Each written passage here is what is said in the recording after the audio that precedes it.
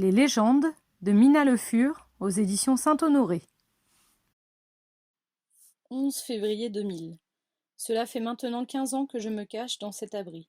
Je n'en sors que lorsque j'ai besoin de nourriture. Après tout ce temps perdu, je sais qu'il va falloir que je change d'abri. Alors j'ai pris la décision de vous raconter mon histoire, sans vous en dire trop non plus. Je suis né le 11 septembre 1800. Oui, il y a bien longtemps, mais je suis particulier. Après ma naissance, on m'a fait conclure un pacte avec 7 autres bébés. C'est un peu jeune, je vous l'accorde, mais nos parents s'étaient promis de faire de ce pays un monde meilleur et d'y faire régner l'honneur et la loi. 15 ans plus tard, la majorité dans notre monde, mes parents m'annoncent que je suis attendue dans le plus beau bâtiment de la ville. Nous y allons. Là-bas, 7 autres enfants attendent également.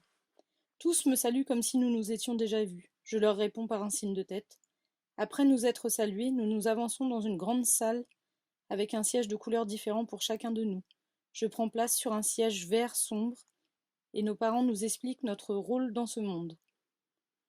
Après une vingtaine d'années, nous commençons à mettre en place de nouvelles lois, mais personne ne m'écoute.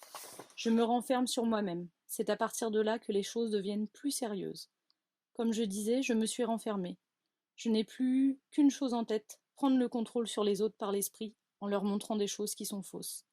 J'avais réussi à les monter les uns contre les autres. Malheureusement, je ne m'attendais pas à autant de violence de leur part. C'est là que Faustia a compris les événements. Alors elle m'a chassée.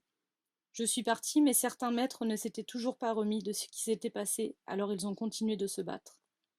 Des années ont passé, et j'ai vieilli. J'ai eu un enfant, un garçon, mais sa mère me l'a retiré, et je l'ai laissé faire. Je n'avais que ce que je méritais. J'ai appris que les légendes avaient mis leurs enfants sous la protection de quelques humains. Encore des années plus tard, je me retrouve avec une fille sur les bras, sa mère est morte. Je l'éduque, mais je décide de la laisser à une bonne famille, car je ne voulais pas qu'elle grandisse avec le mal de mon passé. Cette petite me ressemblait. D'autres années passent, et j'apprends que mon fils fait des siennes. Il s'était mis en tête de prendre le contrôle des légendes, comme moi à l'époque, mais lui avait réussi à monter une vraie guerre. Les légendes se sont entretuées. Il paraît qu'ils sont tous morts, mais moi je suis sûre qu'ils sont encore vivants. Certains tout du moins. La suite, vous la connaissez sûrement. Maintenant, vous me direz pourquoi je me cache. En fait, les gens ne supportent pas mon pouvoir, donc je préfère rester dans ces abris construits pour la guerre de 1000 ans. Je reste tranquille et je n'attends qu'une chose, revoir les enfants de mes anciens coéquipiers. Je sens qu'ils vont remettre mon fils à sa place. Si vous lisez ceci, et si vous êtes un poil intelligent, vous aurez compris qui je suis. Si vous rencontrez ma fille, dites-lui que je ne l'ai abandonnée que pour son bien, et si vous osez vous approcher de mon fils, je vous autorise à lui botter les fesses. Au revoir.